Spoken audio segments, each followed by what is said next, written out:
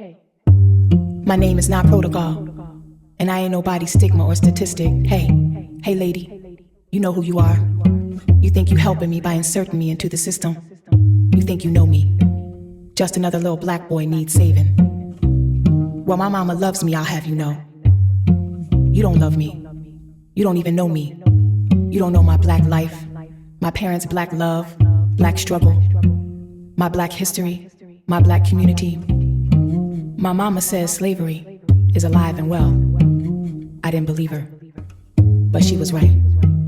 'Cause you ain't nothing but the plantation mistress, wearing America's corset pulled way too tight, 2 sizes too small. Master slave, same as us, just privileged and frigid. Looking down on me from your cold bedroom window, watching master walk to my mama's door.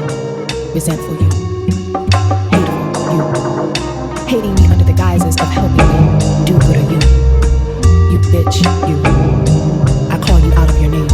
I call you out of your name. No, this is not just another poem about children or just another poem. It is a prayer, a plea, a lament, a dirge, if you will. A dirge in the spirit of Margaret Walker's For My People, but this is for my children. This is for our children. Someone's take Monday afternoon walks with mama, stepping only in shadowless spaces on pavements. Happy, loved. Someone's step into shadowed spaces to hide from mamas who are fiending. Mama's boyfriends who are creaming in their pants for little girls' kisses. Little boys' hands to hold, endangered, so unloved. Someone's sleep soundly in minivan car seats, sunlight streaming on little baby faces, warm. Visions of mommy milk floating in their little baby brains. And then someone the sounds had to put up with us, pure, cussing and tussling about some dumb stuff, burdening their little ears and eyes with our mistakes, absence, moving their light hearts heavy, snuffing out their light, their innocence, wages. So the children suffer our hopes and our future. 2 missing girls found slain in Zion, buried in the backyard of a trailer park in Florida, limp in a basement of an abandoned building in North Philly, with legs and arms and big trees stuffed into a drain pipe or the roof of a tenement somewhere in his crazy place. Miseducated, in a classroom with no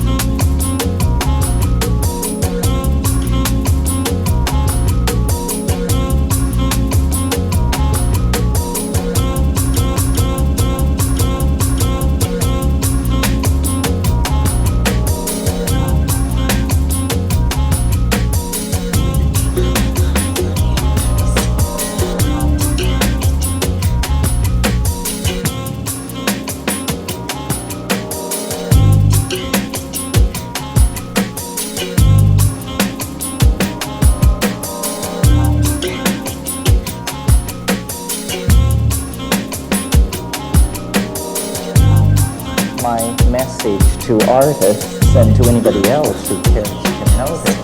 Culture is a plot against the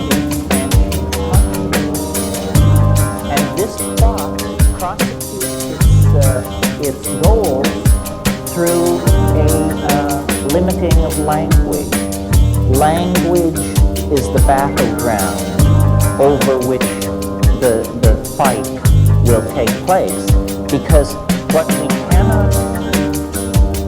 we cannot say, we cannot communicate, and by say I mean dance, paint, sing, mean.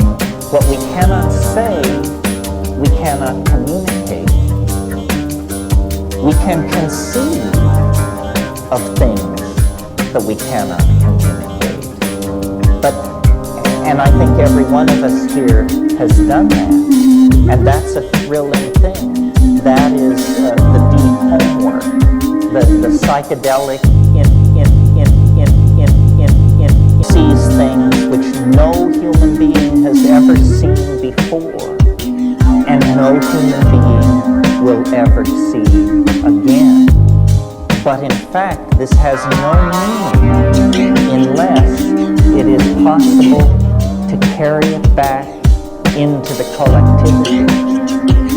And what motivates me to groups like this is the belief that we do not have centuries of gently unfolding time ahead of us in which to gently tease apart the threads of the human endeavor and create a bright new world. That's not our circumstance. This is a fire in a madhouse. And to get a hold on the situation, I think we are going to have to force the issue. Well, one way of forcing the issue, or a chemical definition of forcing the issue when we're talking about a chemical reaction, is catalysis. We want to catalyze consciousness. We want to move it faster toward its goals, whatever those goals are. Well, I believe that to the present moment, language, again in the broadest sense, speech, dance, musical composition, language has just been allowed to grow like topseed. It's been a kind of every man for himself situation. Now, what we really need, as we see ourselves moving from one species among tens of thousands of species on the planet, over the past 10,000 years, we have redefined ourselves, and now, like it or not, we are the custodians of the destiny of this planet. Our decisions affect every life form on the planet, and yet we are still communicating with each other with the extremely precise medium of small mouth noises mediated by ignorance and hate. This doesn't seem like the way to do business as we approach the third millennium. So what I'm hopeful for, and what I actually see happening, I mean, I think that we're on the right track. The birth of a new kind of humanity is going to take place. But there are still a lot of decisions to be made. How violent shall this birth be? What toll shall it take upon our mother, the earth? What shape shall the baby be when it finally is delivered? These are the decisions that artists can mediate and control. Most people are afraid of the unconscious. This is why you can have a psychedelic compound like DMT, which is very much like ordinary brain chemistry, appears completely physiologically harmless, only lasts 10 minutes. extremely powerful, and generally in this society you have no takers. This is because there has been a failure of moral courage, and the failure of moral courage is perhaps most evident in our own community of the artists. In a way, it's the poets that have failed us, because they have not provided a song or sung a vision that we could all move in concert to. So now we are in the absurd position of being able to do anything. And what we are doing is fouling our own nest and pushing ourselves toward planetary toxification and extinction. This is because the poets, the artists, have not articulated and made a moral vision. The moral vision must come from the unconscious. It doesn't have to do, I believe, with these post-meaning movements in art, deconstructionism, and this sort of thing. I mean, I'm basically putting out a very conservative, but I think exciting program for art.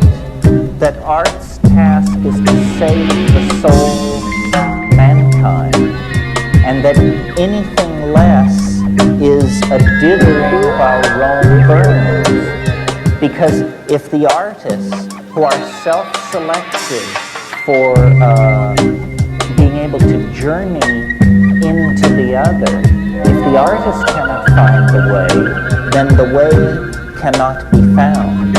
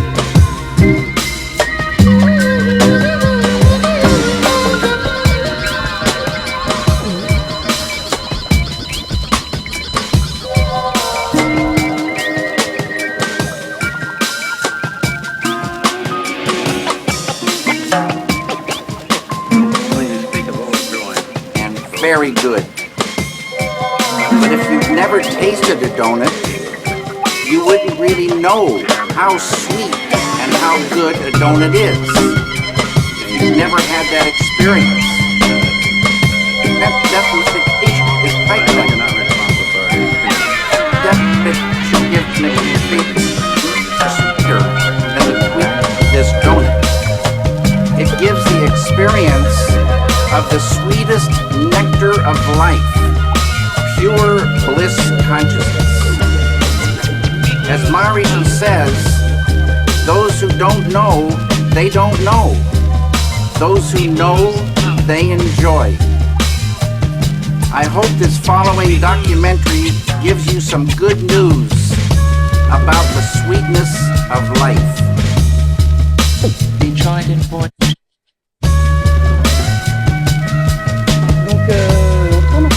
New York in 64. So David Maharishi. Lighting by 100 watts. Naked, black, white. Yes, true.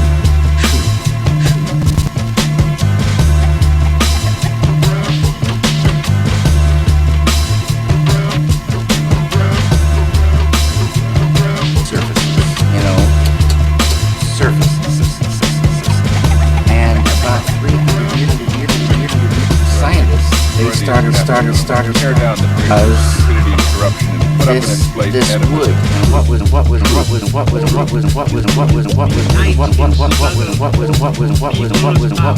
matter. On this side,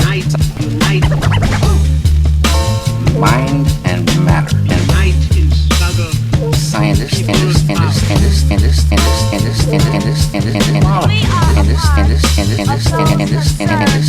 and they discovered these atoms.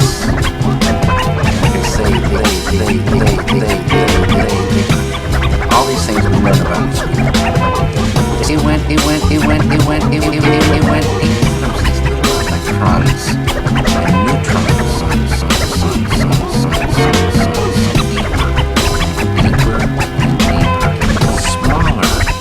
Smaller particles. Smaller particles. Meanwhile, uptown, the DJ player.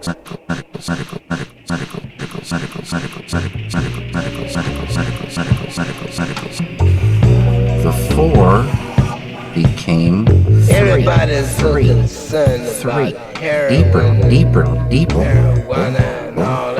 Three Until they forget the most deeper. dangerous narcotic that exists. Three That's the became narcotic that is deeper. injected into the mind. Three It's became called social deeper. Three forces of matter, of creation.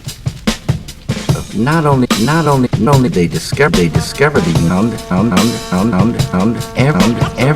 that is a thing that is upon this field of no thing. Unmanifest. It is unmanifest. It is no hyphen thing, but all things come from it. Anything that is a thing has emerged from this field of unity. It's oneness.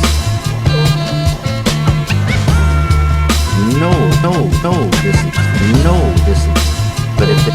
But if they wanted, this is. This is. But if they wanted, this is. This is. But if they wanted, this is out there. You're given a mantra, very specific sound, vibration, thought, very specific. It needs to be life-supporting at all deeper levels. And that mantra that you're given, that Maharishi gives, the key that opens the door. The mantra turns the mind within, turns the awareness within, and you naturally dive. Meanwhile, uptown, the DJ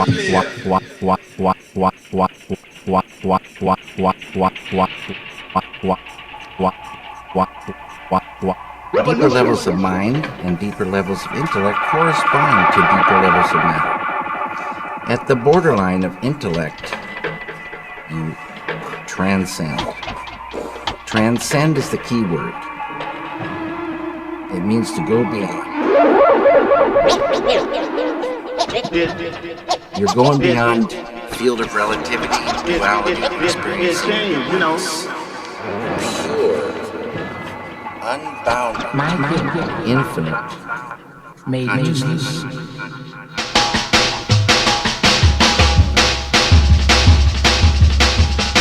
This consciousness has qualities: infinite creativity, intelligence, energy, love, power,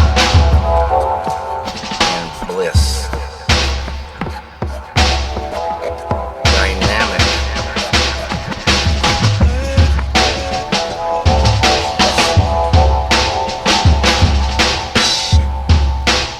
Always been there, never had a beginning.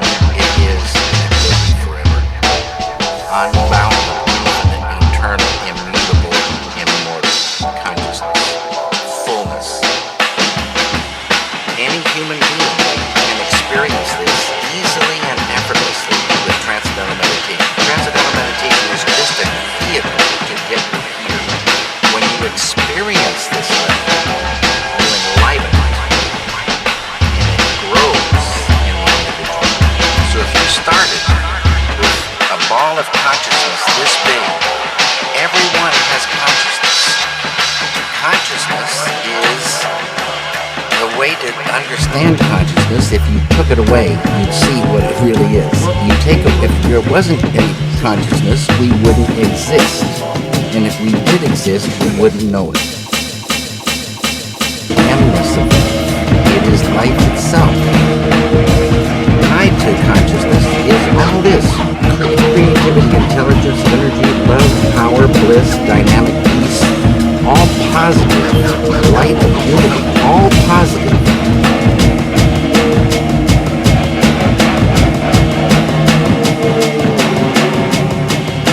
Thought was just going to stay the same for the rest of your life starts expanding, and these qualities expand.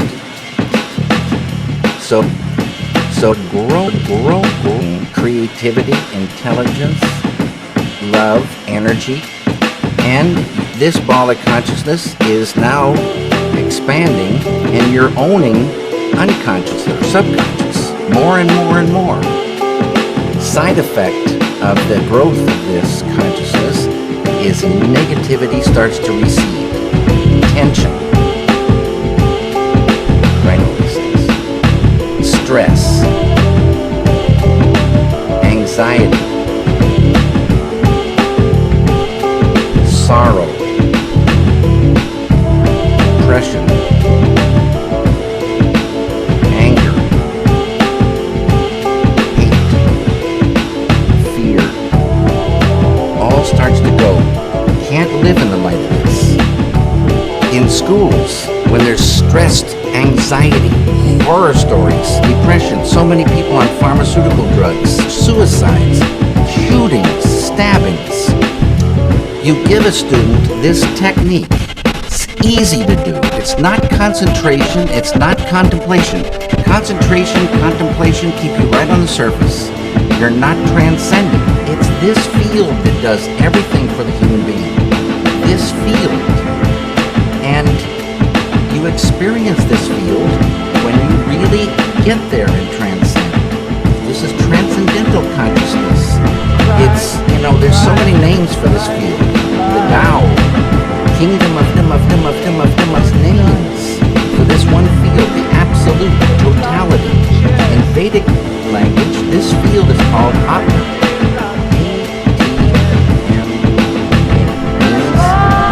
Self, with a capital S. Know thyself. Get there. Know it by being.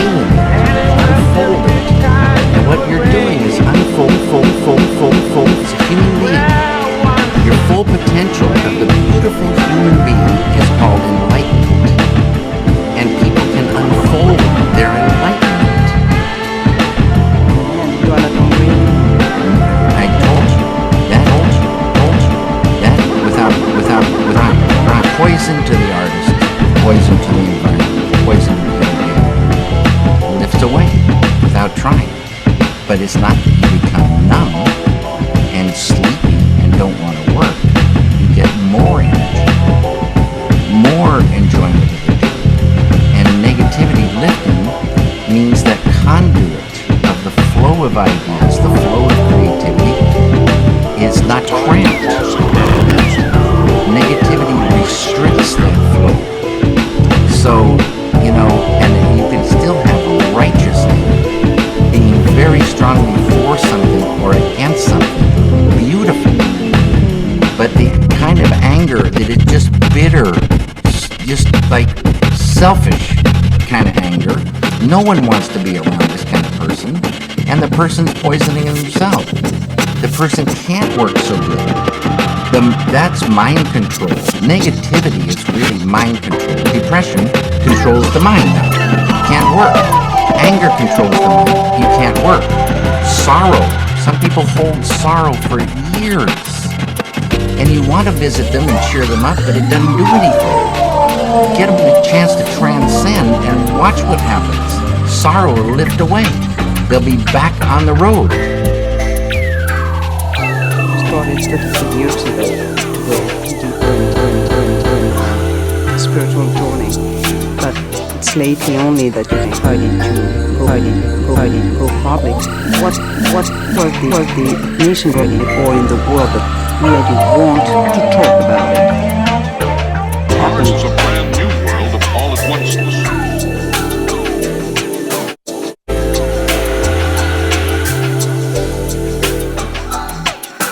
Boundless, horizonless, in the dark of the mind. In the world of emotion.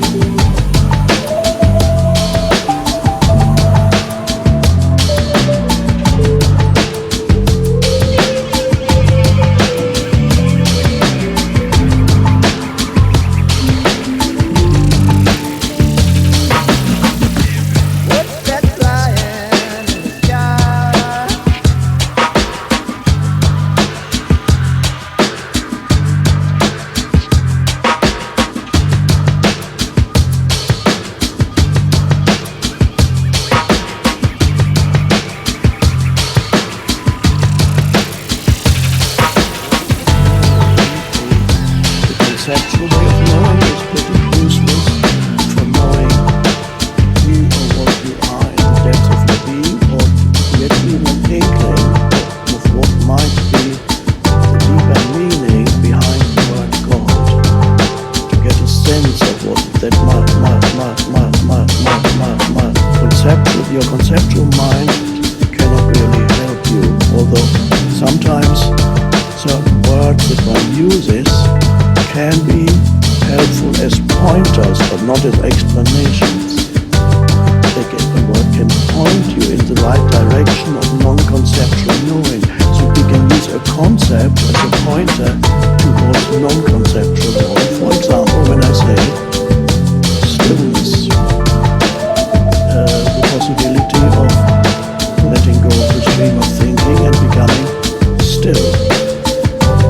And when you become still, thinking has subsided, but you haven't fallen asleep unless you're badly jet lagged. Thinking has subsided, but you remain awake. And that state of wakefulness is awareness. Thinking subsides, awareness or presence, same thing, presence remains. That's very interesting, and that's an incredibly important skill. Until it becomes second nature, you could call it a skill, to learn to step out of the stream of thinking, perhaps initially by being aware of your breathing, and then with the stillness that remains, the still, then you enter the field of true gnosis, deeper knowing. That is a non-conceptual. It's the only knowing that you can use. And trying to not understand God, because that's not possible, to get a sense, a kind of realization of what that word actually means, the reality to which it points. But it's not only, as a little aside for a moment, it's not only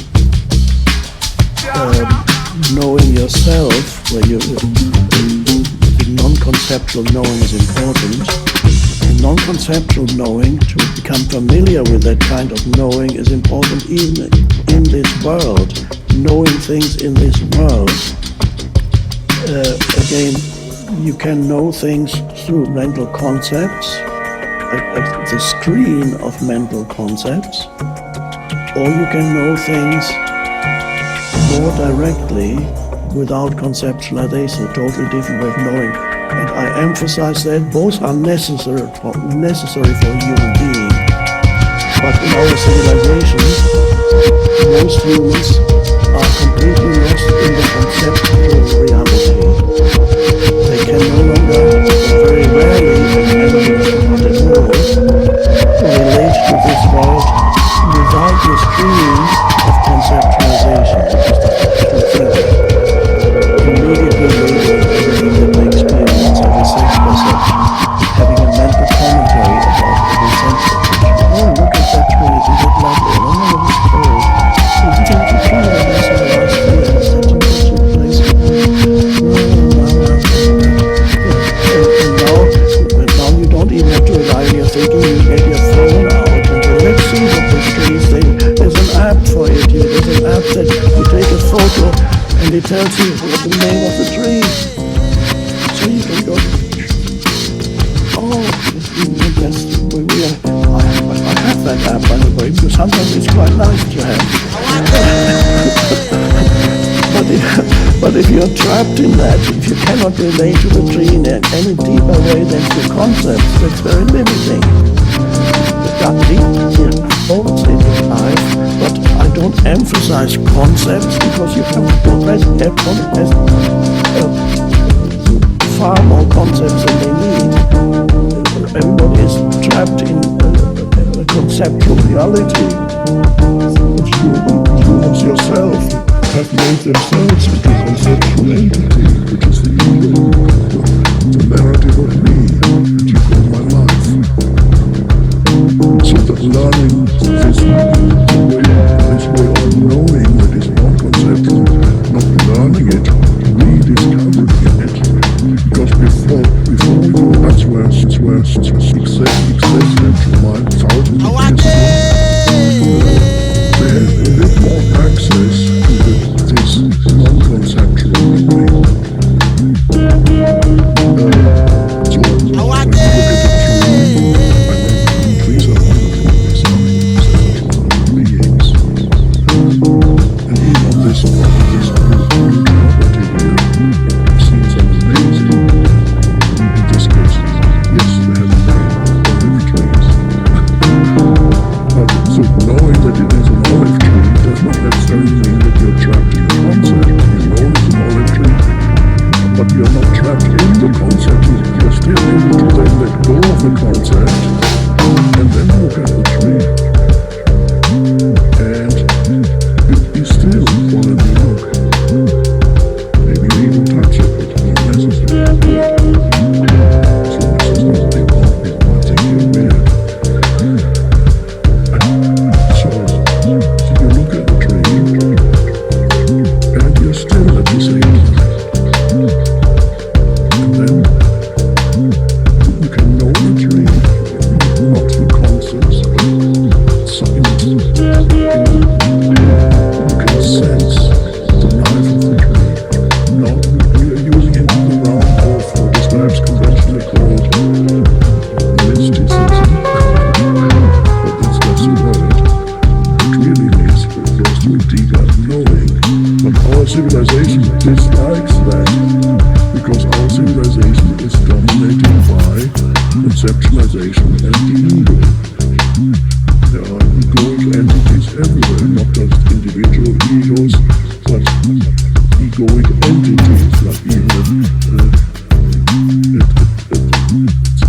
CNN is an egoic entity, Fox is an egoic entity, American TV stations, we don't know. The political party is an egoic entity, the corporation is an egoic collective entity, they're everywhere. So you can sense the meaning of the tree. It sounds very weird, I'm sorry about that. You sense the aliveness, the being, the presence of the tree. You know it in a much deeper way, and you know something about the tree that is deeper than what your senses tell you about the tree. Now the ancient humans in all cultures and civilizations had access to this.